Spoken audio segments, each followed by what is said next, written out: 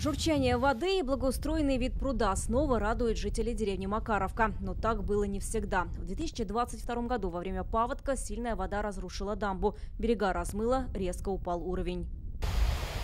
Обмеление пруда беспокоило жителей не только из-за эстетических соображений. Одно из главных предназначений водоема – это противопожарное водоснабжение. Отсюда берут воду в случае возгораний в селе.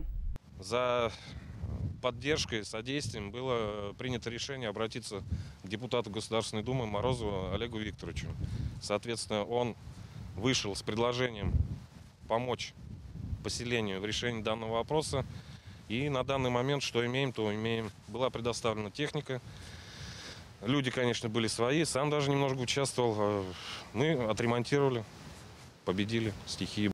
С восстановлением помогли благотворители. Благодаря выделенным средствам демонтировали старую трубу и установили новую. Укрепили берега, защитили от подтопления весенними водами.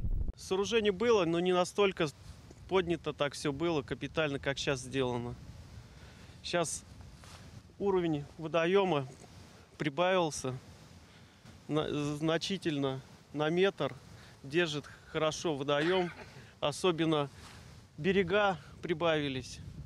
Ну и, как говорится, все работает, все отлично стало по сравнению, что было. Искусственный водоем питается от родников. Вода в нем чистая, водится рыба.